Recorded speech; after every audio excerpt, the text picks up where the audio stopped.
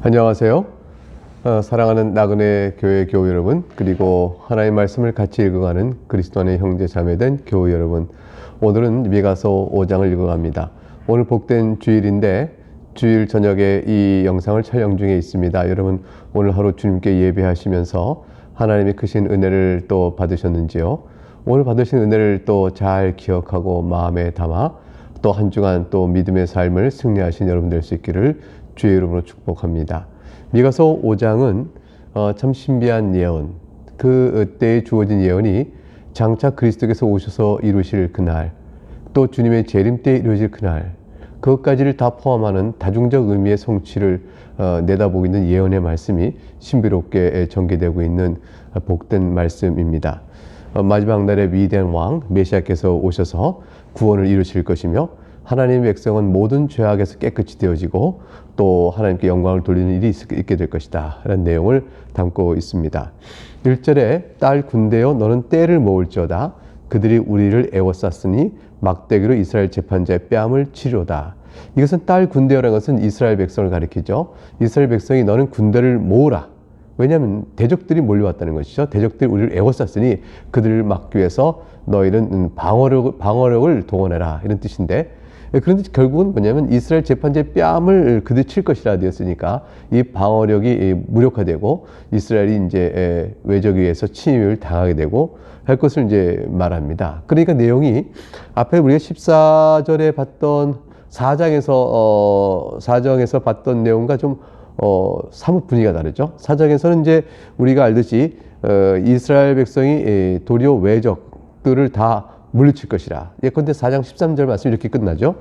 딸 시온여 일어나서 칠지어다 내가 네 뿔을 무쇠 같게 하며 네 굽을 녹같이 하게 되니 네가 여러 백성을 쳐서 깨뜨릴 것이라 그랬어요.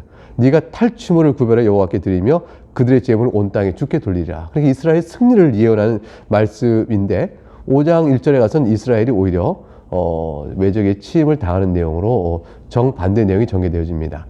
따라서 이제 그 5장 1절이 4장 끝에 붙는 14절이냐, 아니면 5장으로 분리해서 5장 전체 흐름 속에 있는 것일까? 이것들에 따라서 이제 판단이 사서 엇갈립니다. 그래서 이제 사실 히브리어 구약 성경은 요 절이 4장 끝에 14절처럼 4장 끝에 붙어 있어요. 그러니까 14절을 분리할 수 있겠죠. 4장 끝에 붙어 있는데, 그런데 이제 그 BC 300년 3세기 때 BC 3세기 때의 이 히브리어 성경을 그 당시에 일반적 보통 언어였던 헬라어로 번역한 70인역에는 이 부분이 이제 우리 분류처럼 15장의 첫 부분에 올라가 있습니다. 그러니까 그것은 내용상 어디에 붙여야 이것이 절끊임이 좋을까, 장끊임이 좋을 것인가, 이런 것에 대한 다소 생각이 다른 것이죠. 그러니까 이제 15장 1절, 오늘처럼 우리가 보는 것처럼 우리는 이제 70인역의 분류를 따라서 15장의 첫 뿔에 두었을 때 이것은 그 뒤에 나오는, 이렇게 이스라엘은 재판장이 뺨을 그들이 칠 것이다. 이런 것은 이제 이스라엘의 왕권이 무너지는 것을 뜻하는데, 그런 일이 있음에도 불구하고 그러나 2절부터 메시아가 올 것이다. 이렇게 내용이 전개되는 것으로 이해할 수 있겠죠. 어떤 이들은 이제 15장 1절에서 이스라엘 재판관이 뺨을 맞게 된다라는 내용은 예수 그리스도께서 이 땅에 오셔서 이제 로마 군인들에 의해서 수치를 당하고 뺨을 맞는 장면과 이제 연결돼서 해석하기도 합니다. 어찌됐건 오늘 본문은 첫 시작이 이스라엘이 이제 외적의 침입에서 무너질 것을 보여주는 상황을 놓고, 그럼에도 불구하고 이것은 이스라엘의 종국적인 멸망이 아니요, 이들을 보호하고 다시 또 세우시는 메시아가 등장한다는 사실을 우리에게 말해준 내용으로 연결돼 갑니다. 2절부터 6절의 내용이 특별히 그것을 말하고 있습니다. 베들레헴 에브라다야 2절 너는 유다 족속 중에 작을지라도 이스라엘을 다스릴 자가 너에게서 내게로 나올 것이라. 그의 근본은 상고의 영혼에 있느니라. 우리가 성탄절이 되면 이 본문의 말씀을 즐겨 읽죠. 베들레헴은 구체적인 지명이고 에브라다는 좀 넓은 지명을 가리킨다 이렇게 보기도 합니다. 베들레헴과 에브라다가 같은 지명의 이름이다라고 보는 사람도 있고요. 어찌됐건 베들레헴 에브라다야, 베들레헴이라는 성읍을 지적합니다. 작은 마을이거든요. 네가 유다 족속에서 비록 작은 마을일지라도 이스라엘을 다스릴 왕이 너에게서 나온다라고 했어요. 그러니까 이건 베들레헴에게 있어서 굉장히 큰 영광이 되어지죠. 이것은 아주 의미심장해요. 이스라엘 전체를 다스릴 왕이 등장하면 큰 예루살렘에 등장하는 것이 아닐까? 근데 역설적으로 베들레헴처럼 작은 마을에서 그 왕이 등장한다는 것은 비록 누추하고 연약하고 작은 장소지만 장래의 보편적 우주적 통치를 이루실 왕이 온다. 이 대조가 이루어지죠. 지금은 형편없지만 나중에는 큰 일이 있을 것이다 라는 이런 미래의 기대. 비록 베들레헴에서 나오시는 분을 누가 왕으로 그렇게 이스라엘 전체를 다리고 우주적 통치를 할 왕으로 볼 수 있겠어요? 그렇게 보지 않겠지만 베들레헴 네가 작지만 큰 통치의 왕국이 되는 것처럼 너에게서 날 자도 사람 보기에는 아무것도 아닌 것 같지만 그러나 왕이시다. 이걸 이렇게 보여주는, 그래서 기대를 완전히 반전시키는 그런 식으로 메시아가 올 것임을 이제 암시하는 내용이라 볼 수 있겠습니다. 왜 그런가? 왜 그럴 수 있는가? 비록 베들레헴은 작은 곳이지만 이스라엘 다스리는 큰 왕이 등장하는 까닭은 그 왕 자체가 근본이 상고요 영원에 있기 때문이다. 이건 그 왕이 매우 신비한 분이심을 의미합니다. 그러니까 그가 전능한 신적 존재라는 것이죠. 영원, 상고, 이것은 다 시간을 뛰어넘어 저 태고 쪽으로 넘어가는 것이죠. 시간을 아예 초월한 분을 가리키는 말이기도 한 것입니다. 근데 그는 누굴까요? 하나님 외에는 그런 분이 없죠. 그러니까 이스라엘 가운데 등장할 위대한 왕은 곧 하나님이시다. 그 근본이 하나님이시다. 이런 사실을 말해준 신비한 표현이 2절에 나온 것입니다. 3절에 그러므로 여인이 해산하기까지 그들을 붙여두시겠고 그 후에는 그의 형제 가운데 남은 자가 이스라엘 자손에게로 돌아오리니, 여인의 해산하기까지라는 것은 일정한 기간이 필요하다는 것이죠. 그래서 일정한 기간이 될 때까지는 이스라엘 백성이 포로로 끌려간 상태가 그냥 포로로 그냥 남아있을 것이다. 이런 뜻이 되어지겠죠. 지금 아수르나 바벨론에 포로가 끌려간 이스라엘을 생각해 보게 되면 그들이 돌아와 메시아의 통치를 이루는 나라를 이루기까지는 일정한 기간이 있을 것이다. 해산하기까지의 기간이 있을 것이다. 그런데 동시에 해산의 것은 고통스러운 기간이에요. 그래서 고통을 겪는 일정한 기간이 이스라엘에게는 있을 것이지만, 그러나 해산이 끝날 때 너희가 끝이 있는 것처럼 너희도 돌아오게 될 것이다.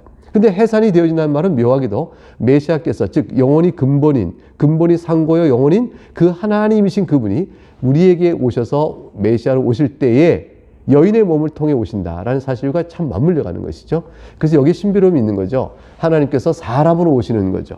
사람으로 오시는 그 일을 통하여 메시아의 예언된 왕국의 통치가 이루어질 것을 말합니다.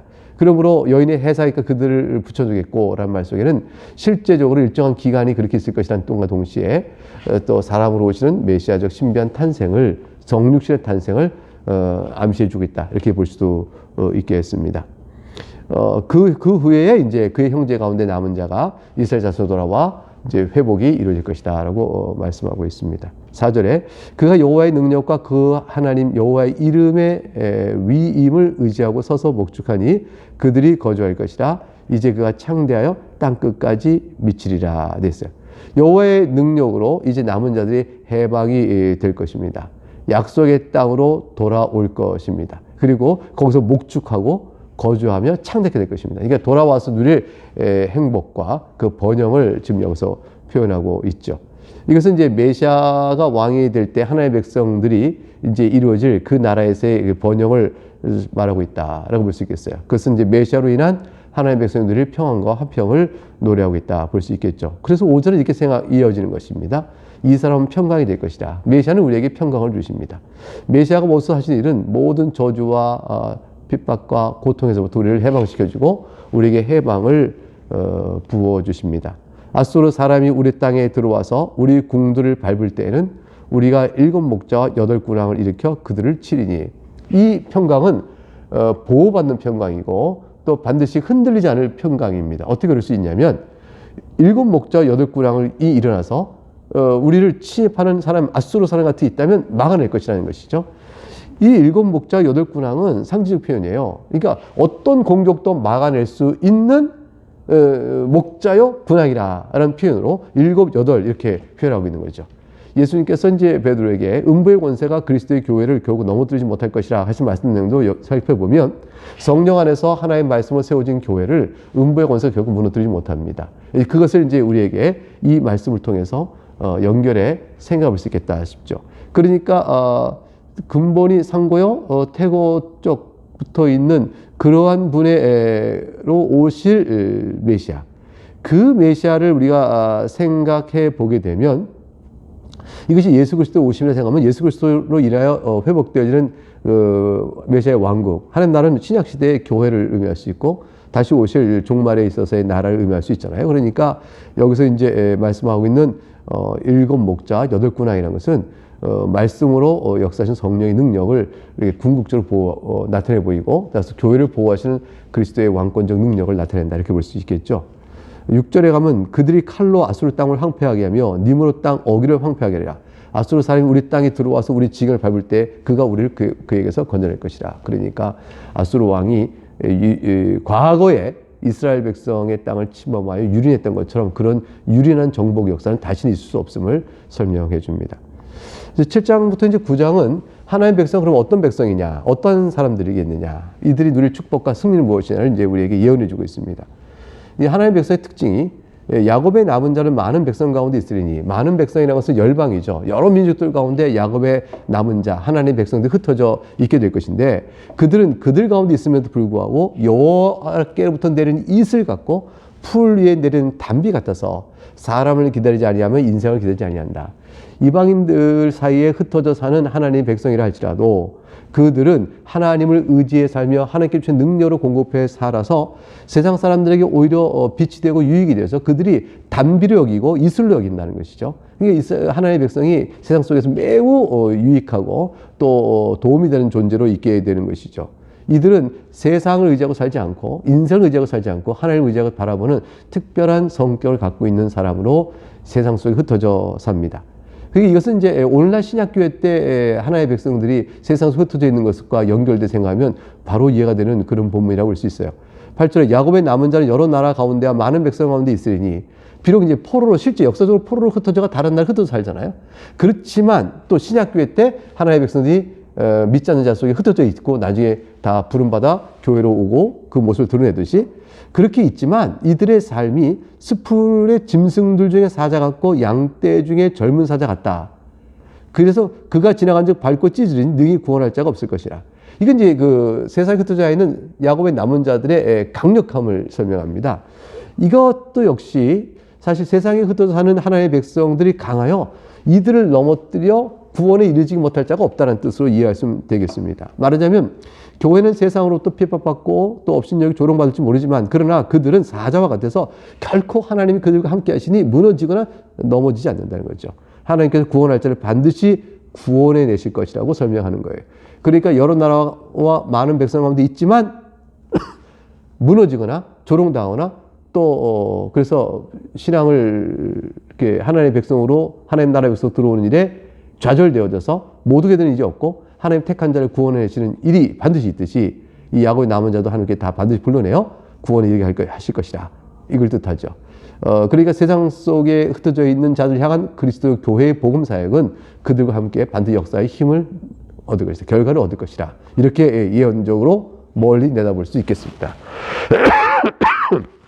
9절에 내 손이 내 죄악들 위에 들려서 내 모든 원수를 진멸하게 바라노라. 내 손이 내 죄악들 위에 들려 올린다는 것은 승리의 모습입니다. 원수가 있고 손이 들어있어, 이렇게 승리의 모습입니다. 하나님의 백성은 궁극적으로 승리를 얻을 것이다. 하나님 나라의 궁극적 승리를 예언하는 말씀이라 할 것입니다. 10절부터 15절의 말씀은 이러한 이제 예언의 내용 속에서 하나님께서 말씀해 주는 특별한 교훈이 하나가 있는데, 이건 참 흥미로운 거예요. 그러니까 하나님 나라의 백성을 보호하기 위해서 이방 나라로부터 공격을 차단하잖아요. 그를 또 제압하고 하나님 나라 백성들이 그들을 이깁니다. 메시아 왕권에 의해서. 그런데 그것은 그렇게 외적부터 보호할 뿐 아니라 내부적인 정결함이 있는 거예요. 내부적 정결함. 즉 이스라엘이 왜 징계를 받았어요? 우상 숭배의 죄악으로 징계를 받지 않았습니까?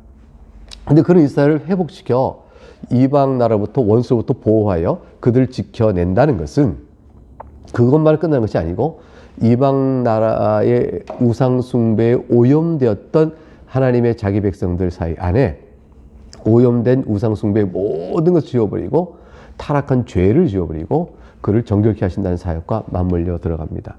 그래서 이제 그게 10절부터 15절까지 내용이에요. 10절 여호와께서 이르시되 그날에 이르러서 내가 너의 군마를 너희 가운데서 멸절하면 너의 병거를 부수며, 이제 군마 병거는 누구하고 싸우겠어요?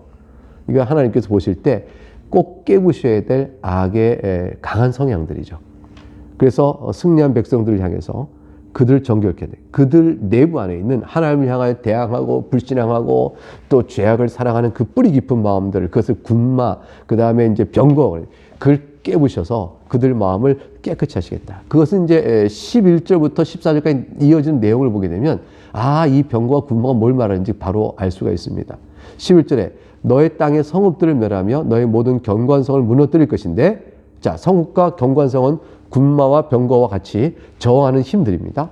근데 12절에 내가 또 복수를 내 손에 끊으며 점치는 거죠. 미래를 알아보기 위해서 마술 쓰고 주술 쓰는 복술, 그리고 점쟁이가 없게 할 것이며, 이게 다 우상숭배적 미래를 알아보는 힘에 의탁하는 거예요. 그리고 13절에 내가 네가 새긴 우상과 주상을 너희 가운데 멸절할 것이라. 이게 다 이게 병거요 군마요 버티는 성인 것이죠. 경관 성이에요. 이거 가지고 하나님을 대적했던 것이죠. 그걸 다 깨겠다는 것입니다. 14절 내가 또 너의 아세라 목상을 너희 가운데서 빼버리고 네 성읍들을 멸할 것이다. 그러니까 근본적으로 하나님을 대적하는 영적 타락의 경향성을 깨버리시고 새롭게 하시겠다 그 말씀합니다. 그리고 이제 15절은, 마지막 한 절은 이제 방향을 다시 밖으로 돌려서 이방 나라를 향한 심판을 말씀하세요. 내가 또 진노와 분노로 순종하지 않은 나라에 갚으리라 하셨느니라. 왜 이제 내부에 이스라엘에 정결케 하는 말씀을 하시다가 또 밖으로 이방 나라에 대한 심판을 말씀하실까? 그는 이방 나라의 우상 숭배의 힘이 이스라엘에 미쳐서 이스라엘금 또 오염하고 타락하게 만들어 저들도 우상 숭배에 쩌들게 했으므로 이스라엘에 대한 정결케 하는 사역은 이들에게 미치는 모든 악한 영향인 악한 영의 세력을 다 무너뜨리는 것과 맞물려 가는 것이죠. 그러니까 하나님께서는 이방 원수들을 멸망케 하시고 그럼으로 인해서 교회를 내적으로 정결케 하는 일을 같이 병행하신 것입니다. 이게 서로 연동되어 있지 않습니까? 그래서 내부의 이스라엘 백성의 내부의 정결 사역은 이방 나라에 대한 우상 숭배 세력을 괴멸시키는 것과 맞물려 간다 할 것입니다. 하나님께서 이제 마지막 날에 온 세상을 새롭게 하실 그날이 되어지면 연약한 우리들은 다 온전케 되어지는 정결함의 은혜를 받게 될 것입니다. 지금은 세상에 사는 인생 중에서 우리가 온전하지 못한 인생을 살겠죠. 그러나 우리가 하나님을 바라보며 그날에 이루어질 그 예수 재림의 때를 바라보는 것이고, 또 이 땅 한 인생 살고 우리 영혼이 낙원에 이르게 될 때는, 그때는 또한 모든 악한 세력부터 우리가 단절되는 채 정결의 은혜를 입게 될 것입니다. 주님이 재림하실 그날에 우리는 부활의 몸을 입고 예수 그리스도께서 마지막 날 심판을 하실 그날이 될 때면 악은 심판하시고 의인은 온전케 하는 놀라운 정결의 새 역사가 완성된 모습으로 우리에게 드러나게 될 거예요. 우주적으로, 보편적으로 드러나게 될 것입니다. 이때를 바라보고 소망 중에 바라는, 살아가는 것이 바로 성도가 되겠습니다. 오늘 이 미가서의 5장의 말씀 속에 오실 예수 그리스도의 탄생을 미리 이렇게 예언했던 이러한 놀라운 사건적 계시를 보면서 이제 약속의 말씀 속에 있는 계시죠. 그것이 베들레헴을 통해 사건화되지 않습니까? 그러니까 베들레헴에서 이루어질 사건을 미리 말씀으로 계시한 내용을 이렇게 보면서 하나님의 말씀은 신실하게 반드시 이루어진다는 사실을 우리가 확신하면서 주님이 재림의 때를 믿음으로 기다리며 오늘 주어진 인생을 또 살아갈 것이라 생각합니다. 오늘 여기까지 하겠습니다. 감사합니다.